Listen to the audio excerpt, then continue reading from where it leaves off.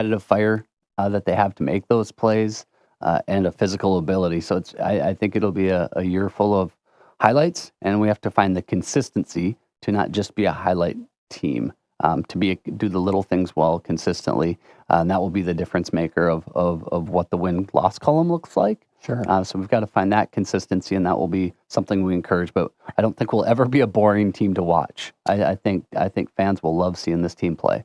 Two things about that kind of defense. Number one, you better have some depth, because if you're going to work that hard, you're going to have some guys, needing a little break every now and then. And number two, negative things are going to happen if you're that aggressive sometimes, so you have to be able to overcome that, but expect that too, that it's going to happen, so you can't get down on yourself there. But talk about the depth a little bit and how confident you are in bringing guys off the bench to keep applying that kind of pressure. Yeah, we have 8 seniors. I think I listed 7. Marcus Mock is another senior who's improved a ton. I had a great first couple weeks of practice as well. Dealing with a little bit of a toe injury right now. Luke Pearson is dealing with a little bit of an ankle thing right now. So what you thought was your depth 4 days ago might not be your depth today. But yeah, we're really confident in those 8. I got a couple of juniors. Micah obviously started last year. Cam Wiedrich is a kid who's had a great couple weeks of practice. Really athletic kid, can defend like the rest of them, right? And a willing worker. And then we got some young kids that we're excited about. Eston Bethel has had a terrific first couple weeks. He's a kid who got some varsity football experience. So he's grown a little bit. Nolan Fellstool can really shoot it as a sophomore. Jacob Jentz, Trenton Drulard, another couple of bigger sophomore bodies that will be fighting for some opportunities. So it's really fun to see those kids. Some of those guys will get some JV opportunity this year, and really that's where they'll get some heavy minutes. But as the year goes, are certainly kids we would be confident to put in the varsity mix and not feel like we're going to see a drop. Competitive kids have worked really hard. So yeah, it's fun to have that depth. Have kids who are chomping at the bit to niche out a role at the varsity level. Micah Johnson, your point guard, is a junior. Last year as a sophomore, he got some really important varsity experience. Has Micah been one of those kids that has kind of played with this senior group all the way up, so they're very familiar with each other? Really, it started his 9th grade year when he played up at the varsity level. And really, he niched out his varsity role because he's an elite on-ball defender. And I've always loved, I go back to a guy like Parker Jacobs, where I looked at the end of the night and I'm like, Parker didn't take a shot tonight. And man, he impacted the game. And that's how I've felt about Micah. I think he fits really next to Henry as a tandem, as a pair. And yeah, so those guys are familiar. Micah has always been a really quiet kid. And he's kind of started to come out of his shell a little bit and blossom. I think, and that's time spent with those guys and investing in the gym. There's nobody that puts in more time or works harder, works at his game. He's coming to me all the time with, "Hey, do you have a new ball handling drill?" And I say, "Like, your handles are good. Like, keep doing what you're doing. We don't. It's not about having 75 more drills. The ones you got are great. You work at them well. So he's a worker, and yeah, his shots really come along. He did some work, and anybody knows if you want to change your shot mechanics, it takes about 10,000 reps to help get that comfortable, and he put that work in this summer. He's shooting it really well, so it's fun to see him be confident and see his game grow too. But yeah, he's a kid that fits well. Presmarovich, when Pete was growing up, used to drive through town and have Pete dribble the ball outside the passenger window as he was driving. I don't know if that's a drill you could institute. At this point, that sounds like a nice style of coaching. Sit in the driver's seat. Yeah, right. Yeah. Let's talk offense, because this team is obviously going to be an impactful defensive team. Where are the points going to come from? You've got a variety of guys who can score different ways. Yeah, you've got Henry, who's a 1,000-point scorer. So obviously he's going to get buckets. Ryan Hurst is a walking double-double. He's a kid that on any given night can really provide points. And then I think it's a lot of guys kind of figuring that out. I wouldn't be surprised if we got at the end of the year and you said that Isaac Ellison was one of your leading scorers most nights. Isaac is an elite shooter. He's 6'5", so he can get a shot off just about any time he needs to. Doesn't need a lot of space. He's increased his handle and physicality, so if you're going to take the shot away, he can really get off the bounce. So I think people will be really pleasantly surprised to watch Isaac Ellison play. And then I think, the guys we've talked about with Alex and Jack, Luke Pearson can really shoot it. Those are guys, I feel like I'm missing somebody there. I just think you're going to see a bunch of guys. Levi King. Levi is another one that I love offensively because you never need to run action for him. Again, impacts the game on offensive rebounds, on putbacks, on plays that, again, make you kind of go, wow, that was super athletic play. Defense turns into offense with Levi. So he's another one that creates some easy offense for us just by being really active, athletic, and having a motor. I remember a couple of games last year when Levi came off the bench, and a minute and a half later he had 8 points. It's like, whoa. Yep. He's very fast, explosive. Yeah, we talk to these guys. The hardest thing is I think I have eight or nine kids that could start for us and all deserve to. And so then you're figuring out, okay, what's your role look like? And when you're in the game, how do you have the maximum impact? And I think night to night, that'll change a little bit on who's seeing significant minutes, right? Isaac, if you're shooting it really well, we'll ride you. Yeah. We'll go with that. Or if you're having an impact defensively, maybe that's what gets you that. But these guys are battling every day to niche out that role. It's really fun. It's not a team that I think we need to run a ton of stuff for. I think we can allow them to play. They become good decision makers, and so I think it'll be a pretty free, pretty fast up tempo team that should be able to score some points. And with a team like that and the depth, it also becomes a question: who's really good at coming off the bench and making an impact in that role? Because not everybody can do that. So, right. Yeah. And who fits where, right? I think some of it, some guys like seeing the first 3-4 minutes of the game going and then stepping in and in a place where they're comfortable. And then you have a combination of people. Would we like a scorer off the bench? The best teams I've ever had have had a sixth man that comes in and can light a fire. I think Matt Johnson played that role for us for a couple of years. Well, he certainly could have started for us, but he'd come in and provide that spark. Barry Cornamone going back to the 90 team. Yep.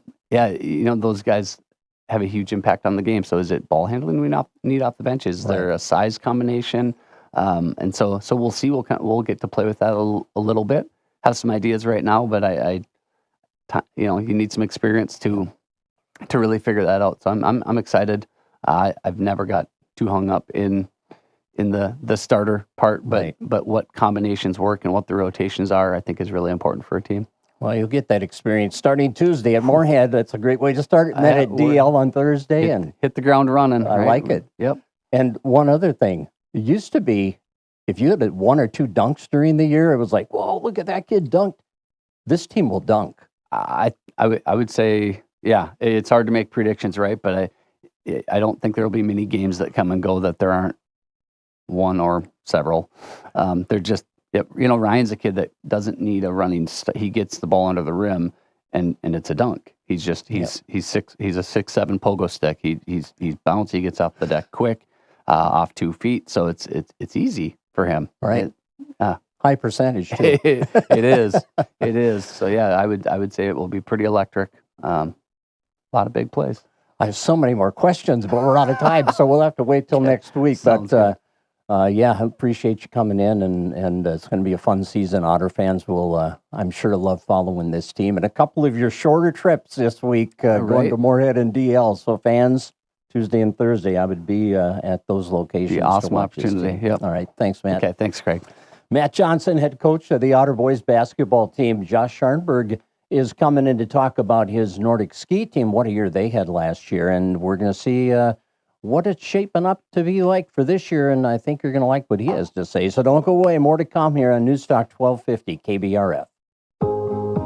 You probably know Leighton Media as the company that's rocked the radio waves for over 60 years. But did you know that we put the same passion and energy into helping businesses with digital marketing? Leighton Engage works with you to implement strategic, targeted digital marketing campaigns with regular check-ins, clear expectations, and results that make sense. Leighton Engage. Find your focus. Get in touch today and make sense of digital marketing.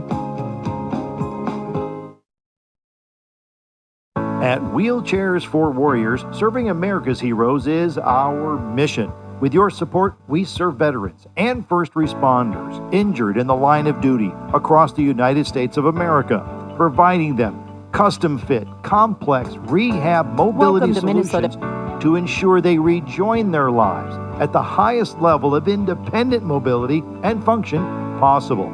Join the mission at wheelchairsforwarriors.org. Welcome to Minnesota Matters. I'm Tasha. You probably know Leighton Media as the company that's rocked the radio waves for over 60 years. But did you know that we put the same passion and energy into helping businesses with digital marketing? Leighton Engage works with you to implement strategic, targeted digital marketing campaigns with regular check-ins, clear expectations, and results that make sense. Leighton Engage. Find your focus. Get in touch today and make sense of digital marketing. You want to feel important? You want to be part of something bigger, something that matters, and that you can help change things. You want to feel like you belong. We felt that way too. I'm Sergeant First Class Daphne Pierre from Robbinsdale, Minnesota, and that's why we did something about it. We aren't just Minnesota Army National Guard soldiers. We are people just like you, and together, we can make a difference. Take on your legacy. Visit nationalguard.com/MN to find out more. Sponsored by the Minnesota Army National Guard, aired by the Minnesota Broadcasters. And welcome back to our Coaches Show, Saturday mornings, 8 to 9:30 here on News Talk 1250 KBRF. Through the winter season, we will have a couple of weeks over the holidays, Christmas and New Year's weekends there. The way the holidays fall is kind of weird anyway, but the Saturdays after Christmas and after New Year's, there will not be a show. But otherwise, we're here till like March 8th on every Saturday. Josh Scharnberg, kind enough to join us. Good morning. How you doing, Josh? I'm excellent, yeah. We've got snow. Matt said that right away when he saw you. This year, That's at least you have snow. We didn't have snow till when last year? Maybe Christmas time, over Christmas break, yeah. That makes it hard for cross-country skiing. It really does. I think we've already surpassed last year's snow amount. And practices on snow, probably. We've had a couple now so Yeah. far, yeah. Not much to work with, but we're making it, yeah. Well, Josh, if you haven't determined from our conversation already, is the Nordic ski coach, cross-country ski coach at Fergus Falls, and what a great year you're coming off. And the great thing about last year and that state experience that these guys had and gals, you've got a majority of your team back from last year, which just has to really bode well for your opportunity this year. Yeah, for the girls, we really do have a lot of strength. We did lose some guys, Jackson Lisney and David Ronovic, for instance, and so we'll have to fill in those spots. But I think both teams are looking solid as we come into the season. They're looking really good on the snow and in practice. So, yeah, I'm excited to see what we can do. So educate us a little bit on what the team looks like when you go into an invitational, a meet, like you're at Bemidji next week. That's right. So you have a varsity team and a junior varsity. How many skiers can you have on each team? And are there opportunities for, you've got a large roster, for kids who are not representing one of the teams to compete individually in these meets? How does that play out? Yeah, so usually at the regular season meets, they allow us to enter anywhere from 9 to 10 skiers on varsity, which allows us to play around with some of the positions throughout the season. By the time we get to the conference and section meet, we got to whittle that down to 7 skiers, and so it allows us to bounce kids around a little bit. This year with the girls team, we're not going to be able to ski all the girls. We have so many solid skiers, so we won't be able to ski them all at varsity all the time, but the JV races are oftentimes similar enough where we can at least be able to compare times. For instance, if the varsity and JV are skiing a 5K race, we can get some data there and hopefully make some good decisions on who we'll pick. The boys side, though, we're a little thin on numbers for varsity skiers on the boys, so that's more of let's keep them healthy, get them strong, and kind of figure out who we're going to put in which skiing position. So when you have an abundance of skiers to choose from on the girls' side, what are the determining factors? Is it all timing, the times of the races? Do you go with the most recent performances, or what are you looking for? Yeah, with our sport, I teach or I coach cross-country running as well. Oftentimes it comes down to speed for us, which makes it a little easier for us to talk to any number of our skiers about where they'll be skiing. But there's some factors as well. Like we have some returning girls who competed well at section meet last year and completed third place, which means they've been tested under pressure. That mindset comes into play as well. For instance, we have some skiers coming up who are ninth graders this year that are very, very good skiers, but they also haven't had, quite the experience with the high pressure. And we need to know mentally who's going to be able to, stand up under that pressure as well. So that's determined. And if we can, it doesn't always work out this way, but if we have strong skiers who are seniors, we try to take into mind that this is possibly their last year skiing. And so if we can, we'll work those kids in as well. So what is your practice looking like at this time of the year? What do you work on? Are you just working on conditioning primarily? Yeah. So a lot of conditioning. And actually, we started off our first 2 weeks without snow. And I'm actually oftentimes thankful for that, because once the season gets rolling, we're hopping on a shuttle bus out to Speedalls and skiing, and oftentimes things like weightlifting get neglected. And so these first few weeks allows us to get into the weight room, get strong. We're also out there conditioning, as you mentioned, trying to get our hearts and lungs ready to go. You want to have some gas left for the stretch drive in the races you're going to be competing in. So why don't we talk some kids here? Who are your leaders? Who are you looking to captain your team or to lead your team up? Well, do you want to talk boys or girls first? Let's see. Flip a coin. Let's do girls. All right. Yeah. So we've got a lot of strong girls. Right now, we're really looking at Olivia Swanson, Violet McCann, Hannah Scharnberg. It's my daughter. It's hard to not be biased, but she's a really strong skier there. And Este Versteeg, Allie Bradenberg, Alexis Wellman, Cassie Wellman. Those are our strong skiers this year that we're definitely looking at varsity. There's a number of other skiers as well that could be bouncing in and out of those spots, and but we're really excited to see what they can do. Hey, you've mentioned some athletes there, and some girls are involved in other sports, and you've coached some of them, I'm sure, in cross-country running also. But I'm sure from my years of experience, and it's many, coaches always like it when they have athletes competing in other sports during the fall, during the spring in this case, before they're involved in your sport, to stay in shape and to get that competitive mindset. It makes a difference, doesn't it? It really does. I would say most of our girls come from either cross-country running or the swimming background, and so in both of those sports, both are working the cardio, conditioning, and all of them come into this season super fit and ready to go. And it's more just getting onto the snow and working the technique piece into their conditioning. Yeah. Well, you just mentioned some names there, Cassie and Este and Alexis, and you've got a lot of individuals who are at state this fall, you know?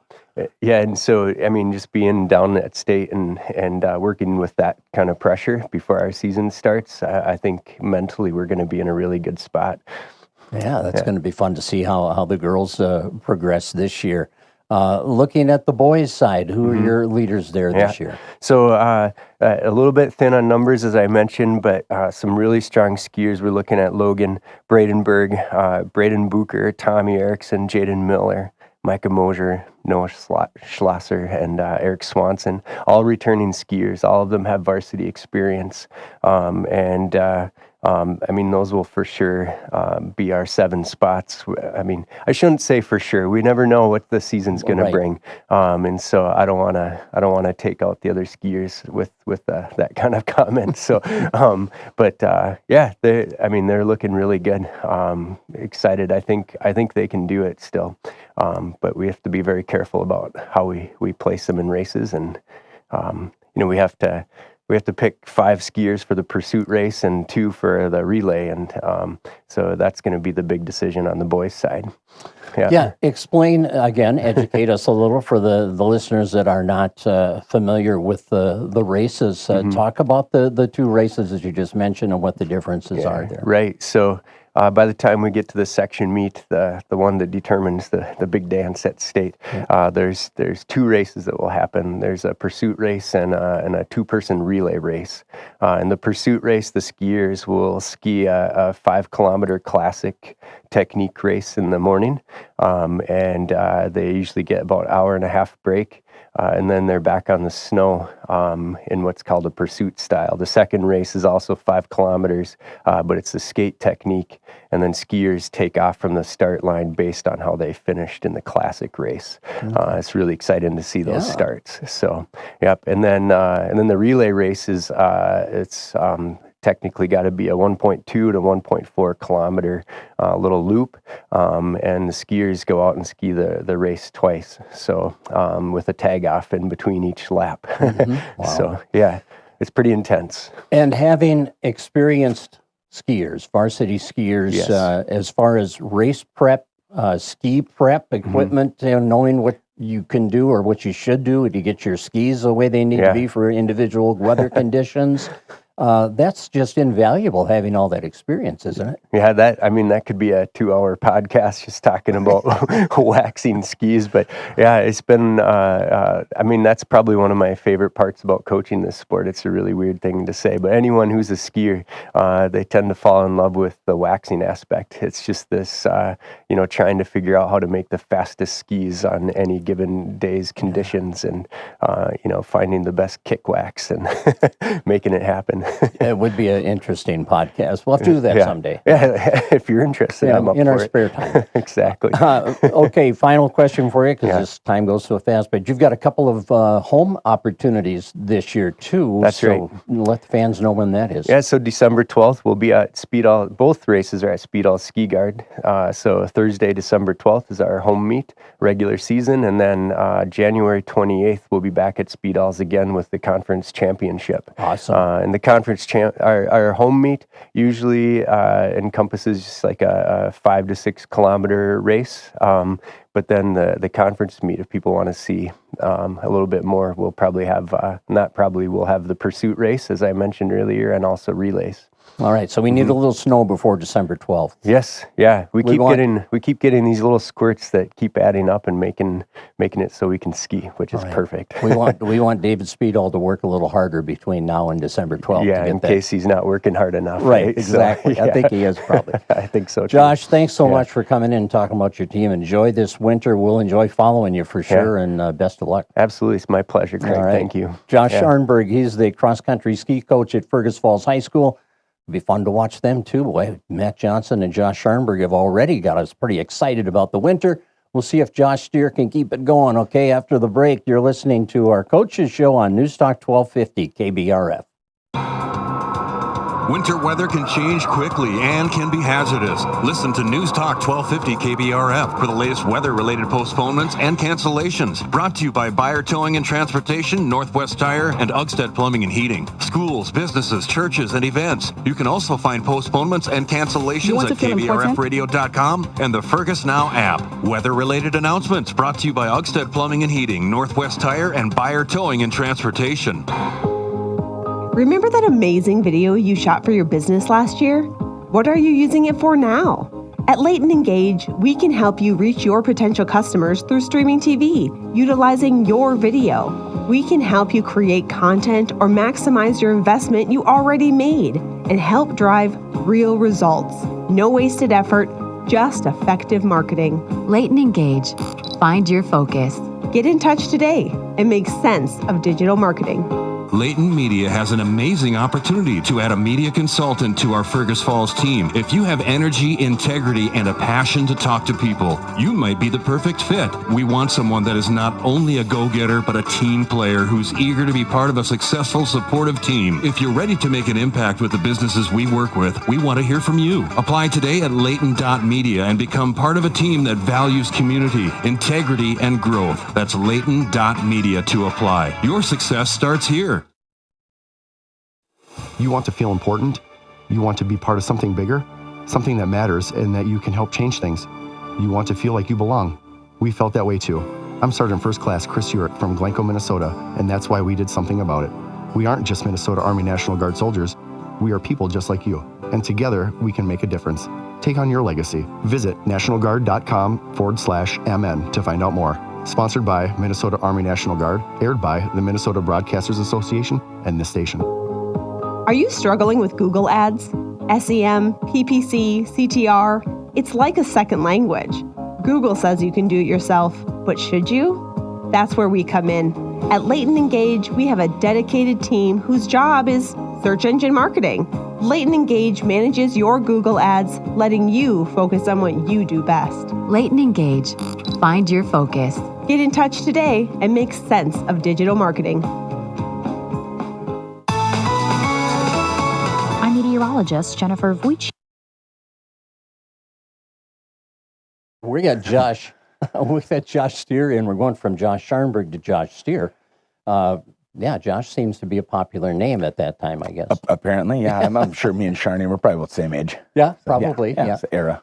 Josh is the girls' basketball coach at Fergus Falls High School, and they've already got 2 games under their belt, 2 long road trips already, 2 very different games. You just handled Zimmerman, 82-29, and then had a real battle with East Grand Forks, wound up winning by 4. So you've had 2 different types of experiences to start the season. Yeah, totally, and really two different opponents. Going in, didn't know much about Zimmerman. I know that they were coming off of a 4-win season the year before, and I thought they had some pieces where they could be kind of dangerous. They had a 6-footer who was averaging 15 points, 15 points a game for him last year, and we just kind of held her in check, and we ran the floor really, really well. And it was kind of the 2 weeks leading up to that opening game was, what are we going to do, and what's going to be our identity this year with pretty much everybody back and a little bit more depth. So we really wanted to push the pace. And we succeeded in doing that. And Zimmerman, first game of the year, and they had depth, but they didn't have I would say a whole lot of experience depth or skill depth as soon as he reached for the bench. So I think we put them in a tough spot with our pace, and I think we had 18 field goals, and I think we had 18 or no, that was one where we had like 30 assists, I think. Or 26. 26. Yeah. So we had a lot of assisted baskets, which is a lot of fun, and most of that was in transition with pushing the ball up the floor. Yeah, sharing the ball, is that going to be one of the strengths of this team, do you think? Yeah, I mean, that's got to be the emphasis. Coming off of last year with Bryn being our primary scorer, averaging about 18 a game, and Hattie and Ruby contributing close to double digits, and then we didn't really have a ton of offensive contribution there. And this year, I think it's going to be a whole different ball game. It's been fun and totally different, and the ball has been shared an insane amount compared to last year. So I think we're averaging 22 assists a game already through 2, which is a small sample size, but I'll take that. I'll take 22 assists per game any day of the week.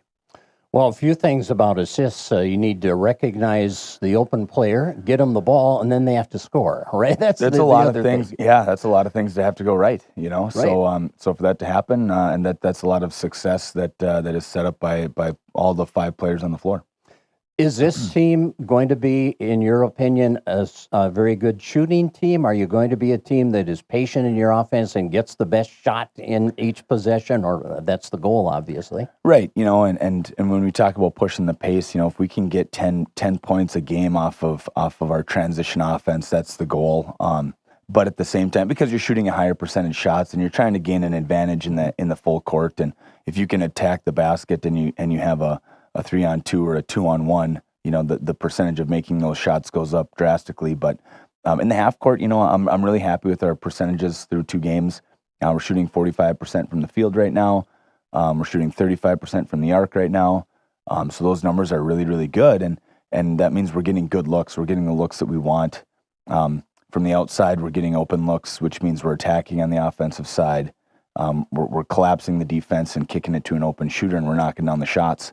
Once again, lots of things have to go right for that to happen. And then our inside the arc shooting percentage, or our shooting percentage from the field, being 45%, has been a marked improvement from last season as well. And a lot of emphasis the first couple weeks are how can we get the right shots.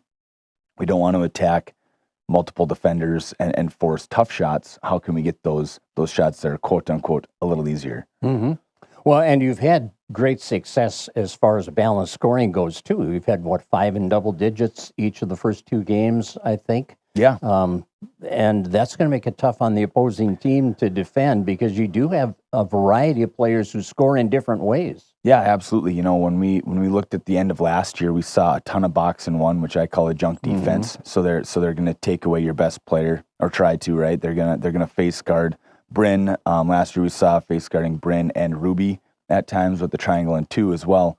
So when you see those defenses, the best way to combat it is by having balanced scoring. And right now, if you look at our box scores, I don't think you could say who are we going to box, who are we going to triangle, because when you're averaging 5 in double figures, it's really hard to stop that with a junk defense, in my opinion. Yeah, absolutely. Well, you went to East Grand Forks, and they battled you. It was a tough one. You were able to pull that out. Good to have a test like that early on. Yeah, absolutely. And they're going to be a really good team in 8-2A. And that was the section that we just came out of a couple years ago when we moved up to 3A. But, going into those kinds of atmospheres, I'm not too far away. I didn't grow up too far away from the East Grand Forks area. But when you go into those atmospheres, it's going to be kind of a rock fight or a slugfest, or you name it. It's just going to be physical, and good, bad, or ugly. The officiating is going to let it play out that way, and that's something you have to adjust to. But it was really physical for our girls, and unfortunately for us, we were pretty thin with our depth. We had some illness and some other things, and Savannah Lee, she stepped on an ankle on the 3rd day of practice, or stepped on a foot the 3rd day of practice, and so we were missing some of those pieces. So we were kind of down to about 6, maybe 7 that we were playing, and that's a lot of minutes on game 2 for some of these kids to be playing 30-some minutes a night. But yeah, it was really physical. They were really aggressive on the defensive side, whether it was off of a made basket or a turnover, or off of a missed shot. They would come at the rebound. They would come at the girl with 2 defenders, and they would look to trap out of everything. And we really had to persevere through some of our self-inflicted wounds there, because we really had a hard time with it, and we were kind of throwing the ball all over the place because we had a lot of turnovers, but found a way to squeak out a win against a tough team in a tough environment. I hate to ask this, but what was that final turnover number? I believe it was 29. Okay. I think it was 29. Yeah. Yeah, because we're averaging 22 turnovers a game, and I think Zimmerman was about 11. So okay. That's about right. Yeah, it's close. Pretty close. Close enough. Yeah, I think we're averaging 20 maybe turnovers a game. You were without Julia Hychek that night? We were, yeah. She was ill? Yep, so she was ill. She's one of your senior leaders. How many seniors are you working with? So we got 5 seniors. We have Bryn Sternberg, Bella Anderson, Julia Hychek, Ari Kruger, and Morgan Welly. And I think that we're going to develop a lot of depth over the course of the season too. Those are going to be our 5 senior leaders, and they're all back from last year. So we've got a lot of experience coming back, and we've got some experience with Hattie and Ruby as juniors now. And then some girls that got some experience towards the end of last year. There's a Carly Hurst, who's a sophomore, and Reese Keel, who's a sophomore. And I think that those girls they're going to build off the role that they had last year. And Reese Keel, she probably didn't think she was going to get quite as many minutes up in East Grand Forks as she did. And when you look at who starts and who comes off the bench, what really matters is what you bring to the table to help the team win. And some of those girls ended up playing, I would call them starter minutes, because when you're only playing 6 or 7 kids, it adds up real quick. Defensively, Josh, you're known as a defensive guru in coaching circles here. So what's the emphasis going to be with this team as far as your defensive go-to set? Yeah, well, I'd say your circle's probably pretty small if that's the talk. But, No, Coach Sternberg takes a lot of the defensive stuff now, so I can focus on the offense. So because I had to learn a lot of things when I took over. But yeah, we're going to mix things up. We wanted to play a lot of man early. Unfortunately, with some injury and some illness, we ended up having to go a little bit more matchup zone into our mix earlier than we would have liked, because keep kids out of foul trouble and keep kids kind of fresh. But you're going to see a team we're going to get up. We pressed Zimmerman quite a bit. We knew going into East Grand we were shorthanded, so we didn't want to push the pace that much. But I think you're going to see a lot of up and down, and defensively we're going to get up. We're going to pick our times where we're going to pressure you and take advantage of those opportunities on a made free throw or a change of possession or out of a timeout and stuff like that. But in the half court, I think you're going to see a lot more man this year. Try to get up and defend a little bit better. And then you're going to see some matchup zone mixed into the game plan.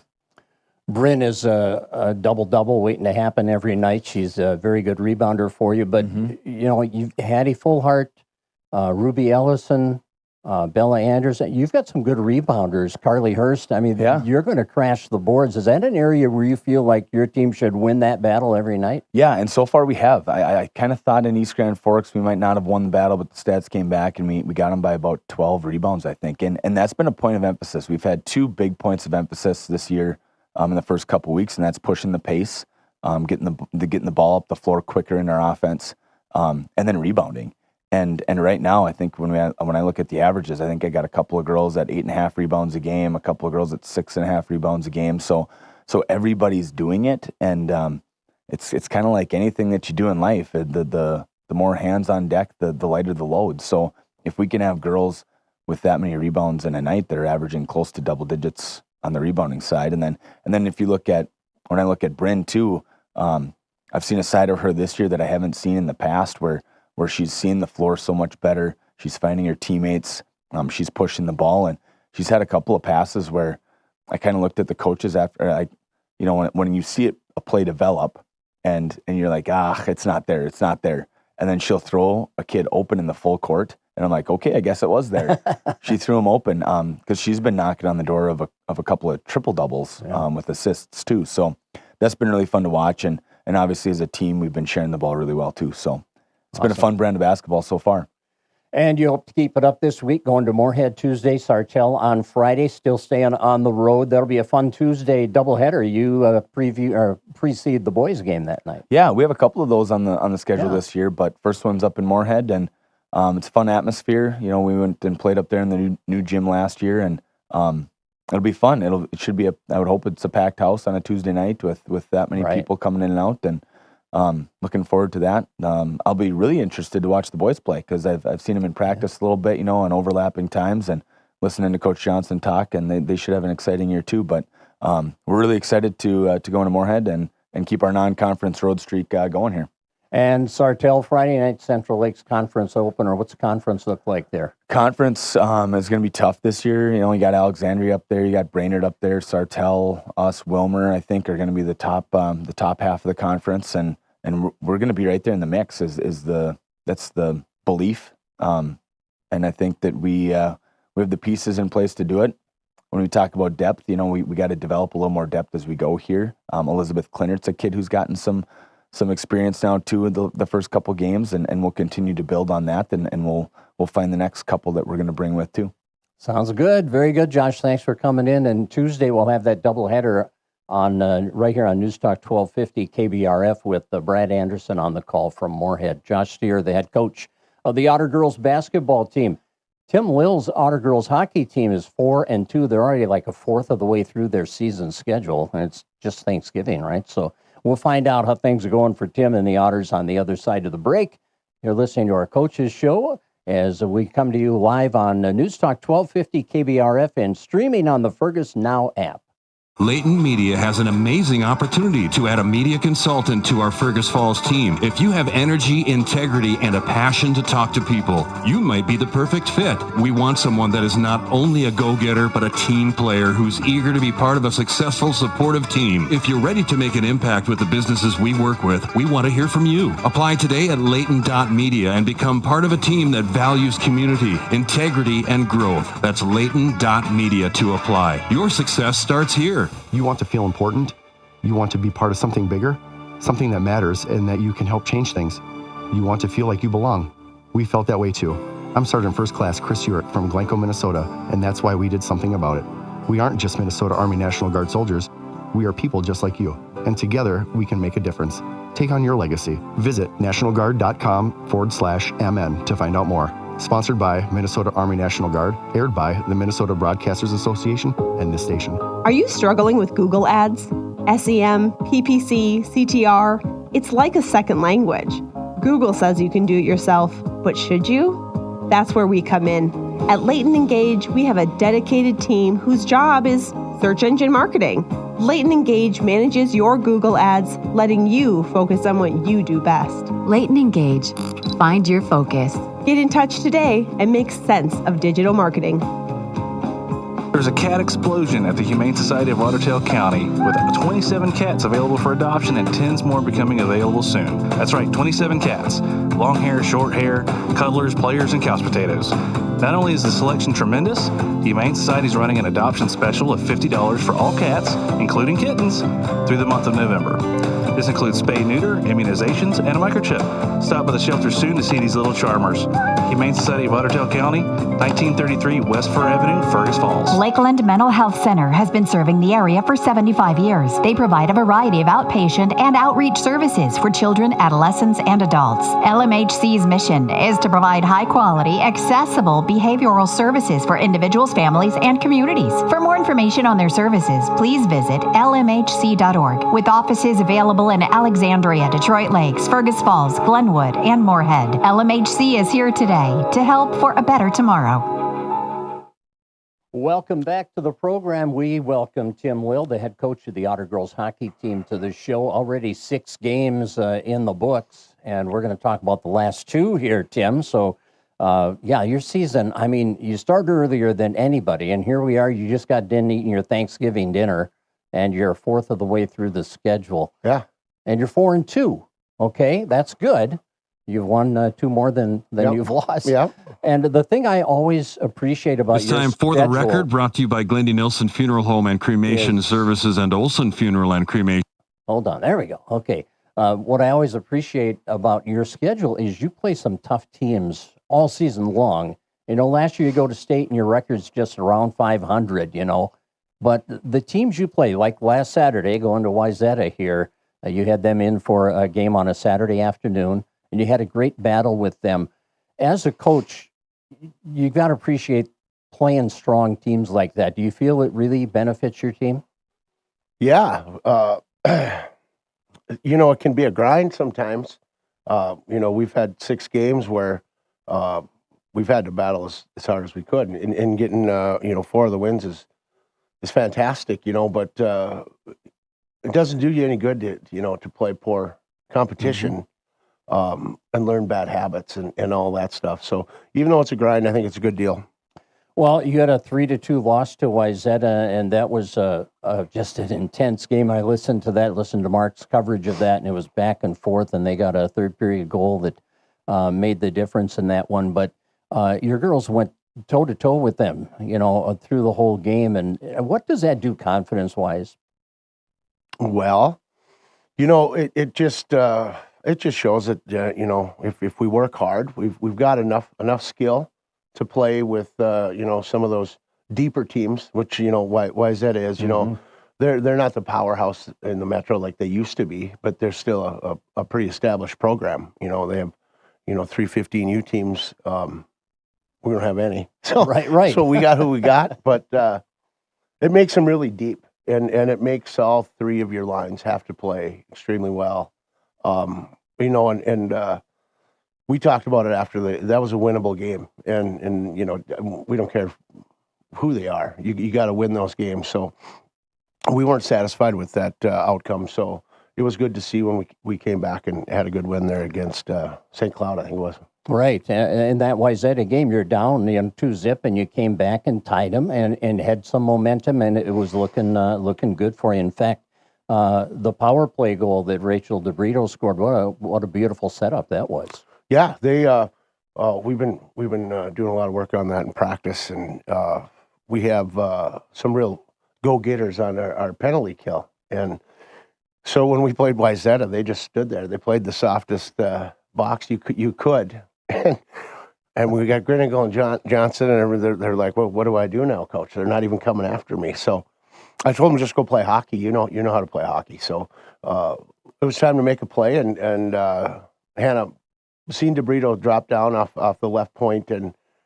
sent it over there, and it was a one-timer slap shot. It was a pretty fun goal. Yeah, it sounded. Mark got a little excited about that one. No, I'm sure he did. Yeah, which he should have. Yep. Yeah, it was a good one. Hannah had the other goal for you, and she's so scrappy. She makes a lot of things happen out there, and has become a pretty good goal scorer for you. Right. She practices the right way. Every opportunity you get, you have to. You practice scoring so that when you get a chance in a game, you score. You don't panic, and not every kid is like that. So that's one of her her good traits. But she produces so many opportunities with her forecheck. She's just relentless.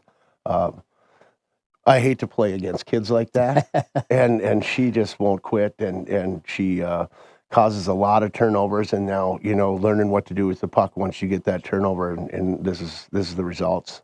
Avery Tonneson assisted on that goal, and Avery's another player that has made good strides for you this year. Yeah, they play the same way. We got a couple of shorties, River Lakes, I think, 2 shorthanded goals, and that was the case. Those two just being all over them and causing turnovers and getting goals.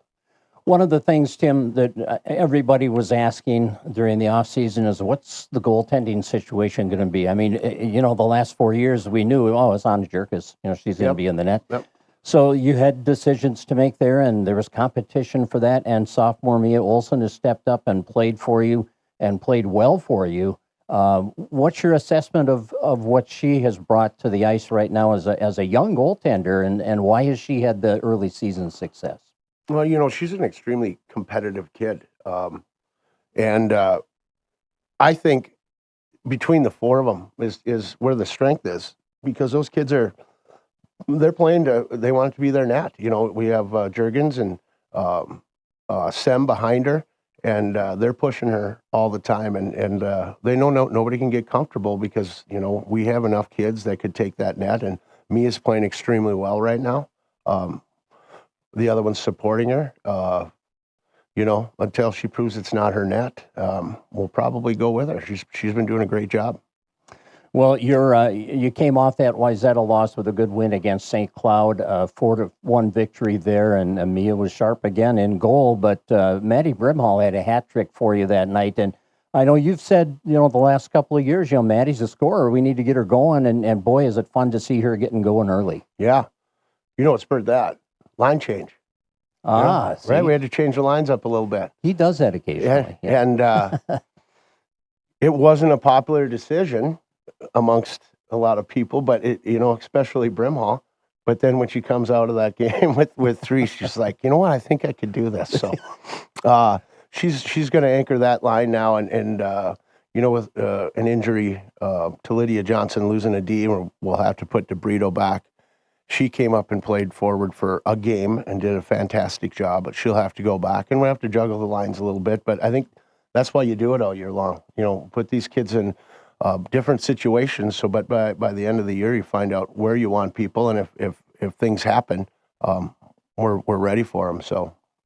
Well, you've had a lot of kids contribute to the scoring assist-wise, too, like Ava Eklund had an assist in that game, and Brinley Scholl also had an assist, setting up a goal by Maddie, and it's just good to see so many kids being involved in the scoring, on the scoring chart.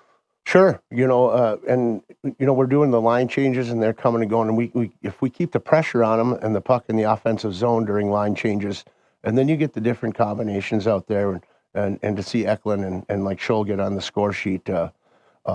It's just fun to see him work, and then to be able to get on the score sheet because of that work. It's good for him. Well, you mentioned Rachel having to go back to D to cover for Lydia. You got Lydia Johnson back, but it didn't last long. What is her status to what you know right now? Is she done for the year? Do you know? I do not know that. Okay. She went into the boards pretty hard and re-injured that thing, and she went in and, I know that it wasn't broken, so that's good, but I think the MRI is going to show a lot more. I don't know if it was done yesterday or not, but I'm sure they'll let me know when there's news. But she's going to have to stay off it for a little while and make sure it heals the right way.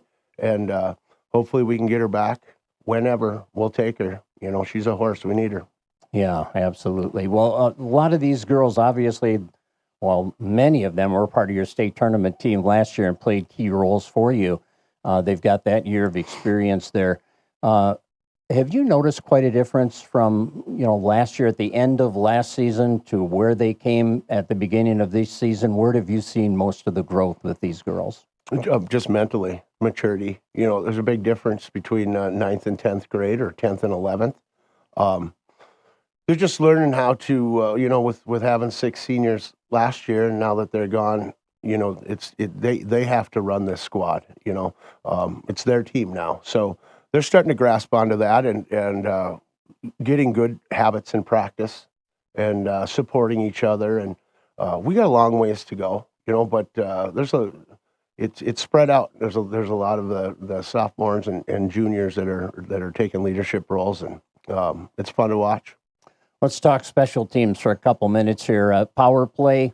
Yeah, it seems like you've got the girls. If you have that little extra ice out there, they're going to find a way to, if not score, get a good scoring opportunity. Has that been the case? Have you been pleased with what you're seeing there on the power play?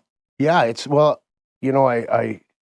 questioned it because it's the same thing with the same personnel, pretty much, from last year. And I don't know if we finished around 12 to 15% or not good enough. Yeah.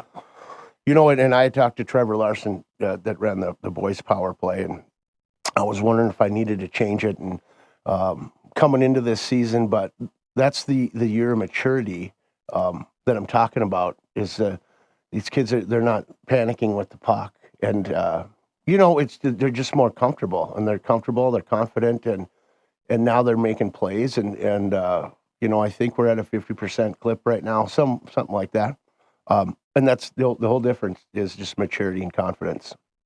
And the shorthanded team, the penalty kill, you mentioned you got a couple of shorties against River Lakes. This is a team that can do that. They're going to become a team that is opportunistic and may get some chances shorthand, but that's not the first goal or the main goal when you're killing a penalty. No, it's just get it out of our end. Right. Anything else, it's gravy, but we play a very aggressive, always have, because it's tough when we're on the power play and they have, their top skaters coming at us and we're forced to make a decision. A lot of times high school players can't do that, so we force an awful lot and we're creating turnovers with that. And, and I've got plenty of them that can do it. I just worry about the forwards, and Hirschner's got his defense and whatever he's doing back there, that's up to him. And he's doing it well. Again, we're not giving up many goals, so he's doing something right, so I leave him alone. But my forwards, yeah, I got some good skaters, quick. They got their sticks in the right spot. They're blocking shots. I think we had 11 blocks last game. We're trying to average 12. God, I would ask more. I get some eye rolls in the locker room about that one, but no, they're doing the right things. This week, you have a couple of games. Tuesday, you go to East Grand Forks, and we'll have that one. Mark will be on Channel 977 that night. And then Thief River at home. How about assessing those opponents for us? Well, I know East, they're both improved from last year, looking at the stats in the hub and everything. And East Grand's got this Blake Schultz girl that she's a player. She's one of those, well, the plan is to stop her. But they don't always agree with that, I know a lot of times that coaches would say, we're got a plan to stop Sophie Roush. I mean, well, good for you. Yeah. But she gets 2 on you every time. I've been there before. So we'll try to stop her and see what we can do there. And then going with Thief River coming down, they're much improved again. And they've had some close games and some good wins. So everyone's a test. Sometimes you wish you had just that breather game that you could get more kids in, but I don't know. I don't know when it's coming, Craig. No, I don't think your schedule has many, if any. So Tim, thanks so much for coming in, talking about your girls. Have a good week of hockey, and hope for the best news on Lydia. Sure. Thanks a lot. All right. Tim Lill, head coach of the Otter girls hockey team. More to come. We're switching back to basketball, Little 8 conference basketball. Hillcrest coach Hannah Clark will be in, and then Brian Hovland of the Underwood Rockets. They'll join us over the next half hour as our coaches show continues on News Talk 1250 and online through the Fergus Now app. When it comes to honoring a life well lived, two names stand out: Glendy Nielsen Funeral Home and Cremation Services and Olson Funeral and Cremation. Two local funeral homes with a rich history in Fergus Falls. Together, they stand with a shared commitment of compassionate care and to support families during life's most challenging moments. When you need the guidance and understanding to help honor your loved ones with dignity and respect, trust both Glendy Nielsen and Olson Funeral Homes. Two funeral homes, one common mission in Fergus Falls. Did you know you can have high cholesterol without any symptoms? High LDL or bad cholesterol can have a big impact on your cardiovascular health, increasing your risk of a heart attack or stroke. Reduce your risk by knowing your LDL cholesterol level and working with your doctor on a treatment plan. Lowering your LDL cholesterol today can help you enjoy a healthier tomorrow. Visit the American Heart Association at heart.org/LDL to learn why lower is better. Amplify the good in our community with gratitude on repeat. Participating is simple. Head to our website and fill out the nomination form. The nonprofit with the most nominations from each location will receive a free advertising campaign in 2025. Gratitude on Repeat makes an impact for the winning nonprofits and the individuals these organizations serve. Their stories are inspiring and their work is remarkable. Nominations are accepted through the end of the year at Layton.media. Despite overwhelming support from Democrats and Republicans, time is running out for Congress to pass the AM Radio for Every Vehicle Act, which will keep AM radios in cars. Text AM to 52886 and ask Congress to bring this bill to a vote now. AM radio is too important to let this moment pass us by. Message and data rates may apply. You may receive up to 4 messages a month, and you may text STOP to stop. This message is furnished by the National Association of Broadcasters. Welcome back to the show. Hannah Clark is joining us, the head coach of the Hillcrest girls basketball team, off to a 2-0 start and coming off, the best season in Hillcrest girls basketball history. And Hannah, let's start there because last year was such an amazing year. And you look at it and you've got everybody back. We do. We have everyone back, and we add to the mix, Stella Moline, who was out with an injury last year. And it's great to have her back. And then we have Elin Retzloff as well. So we have 2 great additions. So we are deeper than we've ever been since I've been coaching, which is a lot of fun. Our girls can go a little bit harder and know that they're able to get some rest after that. But they're just a fun group, and this group that we have competes extremely hard, and they're a fun group to watch. Well, you've got 2 games under your belt, and you were able to win both pretty easily against Lake Park Ottoman, against Ashby. How important was it to get everybody into the game, number one, but to get some extended minutes for those kids, especially the newcomers you mentioned? Yeah, I think the biggest thing is just for them to gain confidence, to get out there. We're still trying to figure out rotations. Like I said, we've never been very deep. We're usually playing 6, maybe 7, so you always know what your rotation is going to be. But now we know, and we can go 9 deep pretty easily. Trying to figure out how we're going to do that is really important for our girls. But just getting out and playing some games is always really big. And these girls, just like I said, gaining confidence and, encouraging one another is really big in games like these, early games. I think you have a number of players that are capable of double-digit scoring on any night. You could get double digits from a number of your players. I don't know that there will be one player every night that does it, but you're not going to need a lot of double-digit scoring the way it looks because you're going to have great balance. We are going to be really balanced, and the best thing about it is we have girls who don't care about their scoring. Yes, it's fun to score, but all they want to do is win. And I just think of Elsa Retzloff. She'll be the first one. If she has 0 points, but her teammate scores 30, she is going to be ecstatic. And so we just have that type of team where we're very unselfish, and we like to see everyone else be successful, which makes us tough tough to defend. Like you said, we can have anyone on any given night go with double digits. So I think instead of seeing, one or two people score a ton of points, it's going to be more balanced than you've seen in the past. How is your team doing at recognizing the open player when you're coming up offensively and getting set in your offense? Are they doing a good job seeing, hey, looks like Ella's open or whoever, just get them the ball? Yep, we're constantly working on that in practice. Always, maybe seeing that extra pass, trying to find that just that high percentage shot, and the more passing you do, that percentage goes up. But our girls are doing well. I think part of it is, yes, we have a lot of the same girls from last year, but people are still stepping into new roles and filling new roles, and so they're still trying to, learn how to play off of one another and adding those new girls to the mix. So yes, we're very similar to last year, but we've got a bunch of girls trying to figure out where they fit into the equation on this team, and it may take a couple of games to get that, but they're doing a good job. Who are your long range shooters? I know that we've seen Elsa drain some since she was a 7th grader, but do you have a variety of 3-point shooters? We do. It's so good to have Stella Moline back. She's our steady Eddie. Sometimes you kind of forget about her on the floor, and then our girls find her in the corner, and she's going to knock down those threes. I think she had 2 in the last each game, so it's so fun to have her back. Ruby Peterson can get hot on any given night. Ella Knutson can shoot the 3. Elin can shoot the 3. Really, we have a lot of girls. I think last year we averaged shooting 35 threes a game. I think we're on track so far this year. And so there's going to be some games where maybe we make, 10, 12 threes, and there may be some where we only make 1 or 2, but we just continue to encourage those girls to keep shooting because all of them are capable of it. And so when they're open, we want them to let it fly.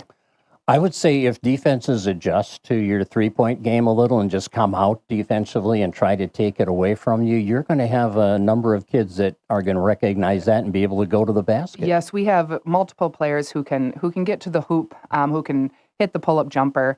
And so it'll be interesting to see how teams will defend us. A lot of teams may choose their route, and hopefully they get us on a cold shooting night, which is very possible. But we've also really had to, let the girls know that we can't just stand around and shoot threes because we're going to get open threes, at any point in an offensive possession. So if we can continue to look to attack the hoop, those outside shots will even be more open later on in the shot clock. A lot of coaches tell me that there just aren't kids that shoot the mid-range jumper anymore. They're either shooting threes or they're driving the baseline. They're just not pulling up and hitting the jump shot. Is that something you kind of preach? It is. We challenged Elsa Retzloff this summer to really focus on finding that mid-range, and she's done a good job with that. Ruby Peterson, that's her shot, 3-point shot, getting all the way to the hoop. I think her best shot is that pull-up jumper. So just continuing to encourage her to look for that shot. We kind of joke with Ruby, she would much rather have assists in a game than points. Mm-hmm. So constantly, encouraging her and challenging her to find her shot because when she shoots it, good things happen. And so we also need her to put the ball in the hoop rather than look to just, dish to other teammates. Well, obviously you can score points. Against Ashby you scored 93 and what was against Lake Park 70. So you scored a lot of points in your first 2 games, but you also gave up a total of 72 in the 2 games. So let's talk defense a little bit because this team, will you be able to jumpstart your offense from your defense? Yeah, we are long and athletic, and our girls really like to play defense. Despite overwhelming support from Democrats and Republicans, when we time is running. Practice our press, and they love it. They get after it, and they just. We honestly probably have 2 or 3 girls who would much rather play defense than offense, and I think that really just jumpstarts our whole game, gets us going to play loose and free on offense. And so we're really, really working to become good in our press and be able to run it against, all teams. And I think it's just fun to watch. They love it. They're excited. It makes the game fast paced. And so far we've had success with it. How about your half court defense? What's your strength there? Once again, our girls just like to get after it. Sometimes we have to rein the girls back a little bit. Ruby Peterson is so good at anticipating passes and going for steals. So reminding her that sometimes, you have to be aware of who you're guarding because she likes to float and she's pretty good at it. But if we can be disciplined on the defensive end of the floor, especially in that half court, I think we'll be able to defend well. The other thing, Hannah, this team is young. I mean, it's still young. You know, is there still a lot that they can learn? There is. There's sometimes I'll turn to my assistant coaches and I'll say, something like, why isn't she getting that, or why is she doing that? And they're like, well, remember, she's 14 and she's 14 and she's 14. And I think Elin might be 12 or 13, whatever it is. So. There are still some growing pains, but there's just so much upside with these girls, and they're so eager to learn. And so just reminding ourselves that, yes, we do have good senior leadership, and we have, Ella as a junior as well, but overall we're pretty young, and we have to just continually remind ourselves that sometimes in games they're going to show their youth, but they make up for it just with their hard work and their willingness to want to learn. One of your Little 8 conference opponents' head coach is out here waiting to be interviewed next. Brian Hovland, Underwood, Hancock, the Little 8 conference. Are they the top 2 teams that will challenge the Comets this year? Yeah, I think those two, but also just in our conference, we have so many teams that, if they have a good shooting night and they come ready to play, I think anyone can compete with anyone. So I think this conference season is going to be a fun one, and everyone's going to have to come, ready to play, because it could be a good competition every single night. Yeah, should be fun. And then you get to the section, and you can add a couple of other pretty good teams in there. Yeah, Breckenridge and West Central have 2 really, really good squads this year, and they're going to be really tough. Park Christian always has a pretty good squad, New York Mills. So I think, every year you say, man, our section's tough, and you kind of hope it gets easier as it goes, but it just doesn't seem to do so, which is great. I love, good games, especially at the end of the season, are fun to be a part of, fun to play, fun to watch for the fans. So it just is an exciting time of the year.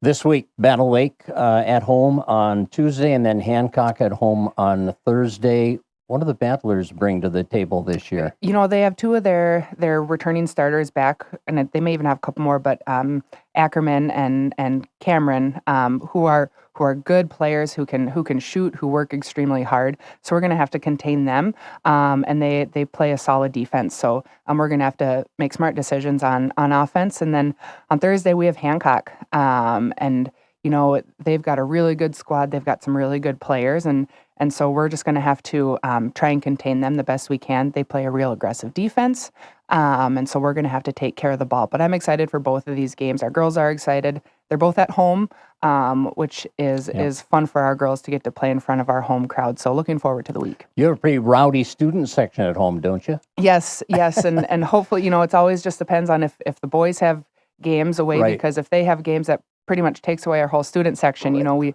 We're a small group, so but hopefully our students will come out, and we've got a good community following as well. When I say rowdy, I mean it in the positive way. Yes. They're very supportive. Well, I know we've got a couple brothers who are down in the front row cheering on their sisters, and they're the number one fans, and so they really get the crowd going. Our girls love to see them, and it's just a fun atmosphere. Oh, yeah, absolutely. So you get to experience it twice this week, fans, Tuesday and Thursday. Jason Retzloff will be there Tuesday. If you can't make it over there, you can catch the action on KJ Country 96.5 on Tuesday night. Thanks, Hannah. Yeah, thank you. Enjoy the season. Yes, thanks. Hannah Clark, head coach of the Comet girls basketball team. We're sticking with girls basketball. We're sticking with Little 8 Conference. Brian Hovland is here to talk about the Rockets after this timeout. You're listening to the Coaches Show on Newstalk 1250, KBRF, and streaming live on the Fergus Now app. Nelson Auto Center in Fergus Falls has a fantastic starting lineup with America's 3 favorite truck brands, Ford, Ram, and GMC. Nelson Auto can help you enjoy your time out on the road. Check out our starting lineup at Nelson Auto Center, Fergus Falls. When you face a big decision or have a business problem to solve, you want an experienced banker, someone you know and can trust to help you reach your goals. At American Federal in Fergus Falls, ag and business banker Brian Wing has the knowledge and expertise to help you find the best solution. Expect a full review of your financial and a prompt decision made right here by your local American Federal banker, Brian Wing. American Federal Bank. Here's to a FDIC. great season for all our favorite high school athletes. American Legion is a favorite too and serves up everyone's favorite barbecued ribs. American Legion of Fergus Falls, open each Wednesday through Saturday on Pebble Lake Road in Fergus Falls. Hi, my name is Lori from LB Homes in Fergus Falls, Minnesota. We are growing our talented and dedicated team of LPNs, CNAs, and RNs, and we want to hear from you. Join our team and make a difference in the lives of our residents every day.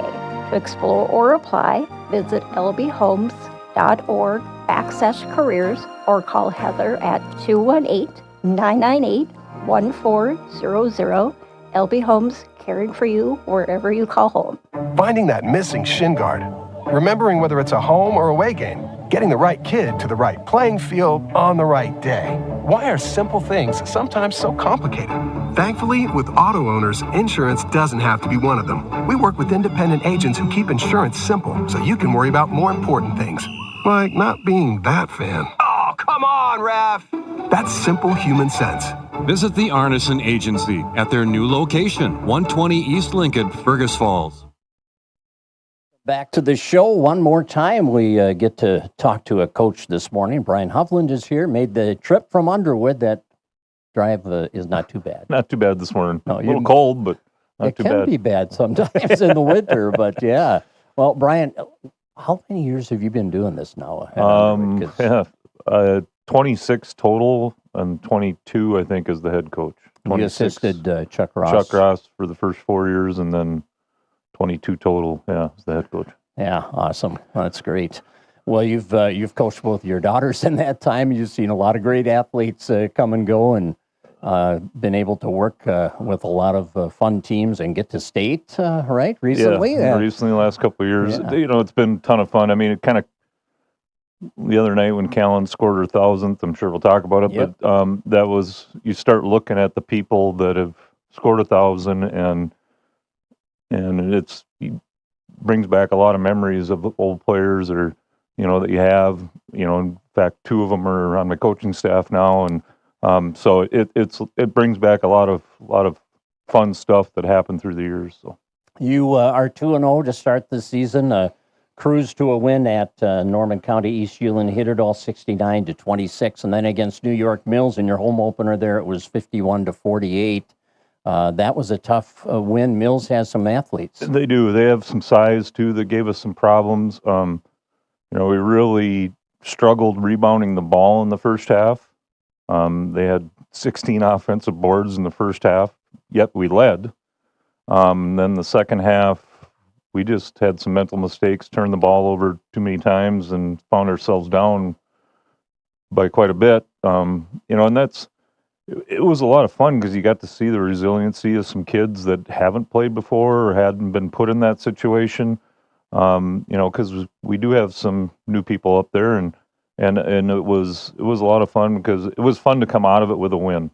I mean, it's always fun to see your team struggle and get back and change some things, but to come out of it with a win is even more fun. So what happened in that 18-2 run that Mills went on? We just had struggled with the turning the ball over in just silly situations, and then the ball wasn't going through the hoop for us, and we didn't really change anything. They just buckled down and started getting better looks, and the ball started going in the hoop. I don't know if we've ever had, we've had some 1,000-point scorers, but when Callan's 1,000th point put us ahead by 1 with 1:20 to go, I know before the game, because I let the officials know that there was a possibility, and he's like, if the game's tight, do you still want to call a timeout? And I'm like, yeah, it's beginning of the season. It's not like it's a playoff game.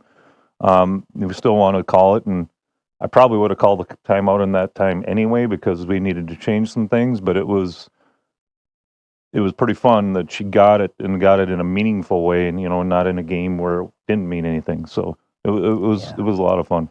So you talked about the resiliency to see this team overcome that bad stretch. What kind of turned it around for you? Was there a certain stretch or play that kind of got you going? We got a couple steals. Sophie Ravenscraft came in, stole the ball a couple times. I think it was more just our defensive pressure, put a little more pressure on them in the half court. All the things that we talked about that we needed to do, they started doing them. Sometimes you talk about it and it just doesn't happen. But they started rebounding better. It wasn't anything special. Just hit some shots, and Trinity hit a couple big threes. Callan's really had to be more aggressive than she has in the past because of people that we lost. And when you lose kids like Liz and Trinity in the year before, the 5 seniors we had then, it just something that she's not used to doing, but she's come a long ways in 2 games. So. That's going to be interesting to see how Callan handles that role, because she obviously is athletic enough and smart enough to do it, but she has, like you said, she hasn't been in that situation, but now she is, and so far so good. Yeah, very much so. It's just putting her in a new situation, and she was so unselfish before because she had people that could do those things, which made us a really good team. There's no doubt, but now she has, in order for us to be successful, she's going to have to be a little more selfish. Well, and she does it on both ends of the floor, too. 5 blocks the other night against New York Mills, and that part of her game, maybe we don't talk about enough, but that can really turn momentum. It really started last year. She broke her season record for blocks last year. The year before, it wasn't so much, but that was because she was playing a point guard. We had post players that were playing in the post. When you can put her in the lane and contest shots on drives or even to the post, it really changes what we can do. You also have some other players that are going to be able to help out offensively. Trinity Baker at 18 in that game. Amelia Alberg has been a consistent player offensively for you. It's not like she's a one-person show either. No, not even close. Millie's gotten a lot stronger. Really, the game or her coming out game was last year against Hillcrest in the playoffs, where they basically were going to say, we're going to make you beat us and double team and stay off and help on all other people. And in the end, she did. So, she had a really good first game. In the game against Mills, we were up 1 with 8 seconds to go. And she hit 2 huge free throws, that made it a 3-point game. They were out of timeouts, which allowed us to just guard the 3-point line. And a girl slipped through to try to shoot a 2-pointer, which ball goes through the hoop. It's not college. The clock doesn't stop, so it's going to run. We knew that. So those 2 free throws were basically game winning for us, So those are big. Esme Larson, first game, had 9 points. She's really gotten stronger, and helps us do some different things. Emma Dirkman can score at pretty much everywhere. She's had a little bit of struggle offensively, but defensively she's done some really great things. Portions of today's program may be pre-recorded. Her offensive come, I know that well.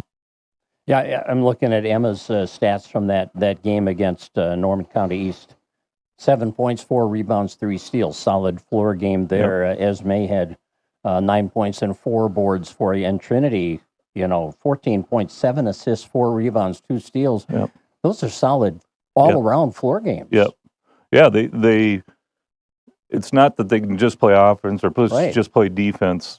Pretty much all the girls, and that's part of what was our philosophy the last couple of years, is that we need more than just one thing out of you, and that's where we maybe struggled a little bit against Mills, is that we just didn't rebound very well, and when you got bigger girls like that box out has to start a lot earlier. So, how about the deeper part of your team, the bench strength? Are you comfortable right now going 8-9 deep, or is that something that's a work in progress? It's building. We haven't had a ton of games, even B squad games. Norman County East only had a half, where we only played a half, and where you're trying to get those kids some time, yet get them some time on varsity.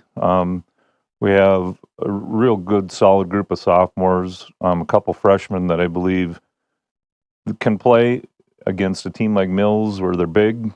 They're not in that, it's just dependent on the matchups. I think we have some kids that can step in and play quite a bit of ball for us. As you look ahead, you have a week on the road. You're at Clinton, Graceville, Beardsley Tuesday, and at Ashby on Friday.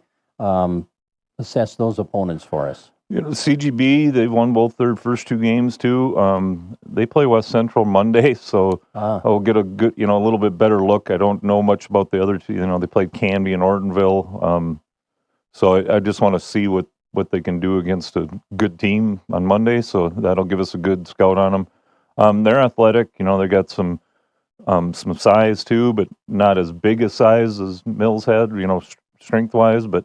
They're going to give us some problems, and anytime you go down to CGB, it's a tough place to play. So, and I think on our Friday game, Ashby's come along. They've got good numbers out this year. So, I heard Hannah say about our conference. It's something that you have to prepare for every game now, and there's teams, especially, our girls being the 2-time section champions. There's a target on your back no matter who you're playing. So it's, we always say it's like everybody's Super Bowl. That's the one that they want to beat if they can beat anybody. Absolutely. You're gonna find that for sure as you go through this season. Well, the section's strong too. Loaded. Yeah. So that'll be fun. You mentioned CGB plays West Central Monday night. You're an old time coach here, kind of. But do you still go scout in person? Or we try to a lot. That game's in Clinton, Graceville, so I probably won't because 2 trips down there back to back. But right. a lot of it's online, but still, I like to go just because you get to see a lot more of the stuff you just can't see on video, the physicality of some kids, maybe just speed of some kids, and but I try to get to as much. My wife and I go and I buy her popcorn and we go on a date night, and that's about it. So, but yeah, we go to quite a few games. Yeah, I've seen you in opposing gyms during the season. So night off, but hey, let's go to a gym, right? Yeah, exactly. You've got some kids playing some college ball from your previous teams, and that's always fun. How satisfying is that when you see some of your high school players go on and continue their careers? Even the other night when Callan scored her 1,000th, both. Liz and Ezra were able to be back for it, and watch Liz in her Valley City coat and Ezra in her NDSCS stuff, and and we got to take the team over to watch Ezra one night. We went last Friday, a couple of Fridays ago, and we had practice in the morning so that we could go that night, and it's fun watching the kids see her and her to see us, and support those kids because it's once you're part of that basketball family, they're always there. So it's a lot of fun. Yeah, and you mentioned now you're coaching alongside 2 of your former players too, so that's got to be fun. It is a lot of fun. It's Carly's been with us for quite a while. She does an unbelievable job of keeping me in line and keeping things going. And now having Sydney and your daughter as another coach who also played for you is a lot of fun to see that come full circle again. Yeah, that's awesome. Well, thanks so much for coming in and talking about your team, and we'll look forward to having you in here occasionally throughout the season to update us on how it's going. All right. Yep, sounds good. Thanks, Craig. Brian. And that's Brian Hovland, the head coach of the Underwood girls basketball team. Join us again next Saturday from 8 to 9:30. Mike Donahue, the head coach of the Otter Boys hockey team, not here today. He was on the road with his team there in Hutchinson today for an afternoon game. So that's about the only thing on the schedule today for local teams, as the Thanksgiving weekend means fewer games, of course. But boy, coming up this next week, everything really gets rolling full speed ahead, and that includes our broadcast schedule. And we'll be all over the place over the next 3 plus months with basketball and hockey. And that'll do it for our Coaches Show this morning. Thanks for joining us here on News Talk 1250 KBRF and streaming online also on the Fergus Now app.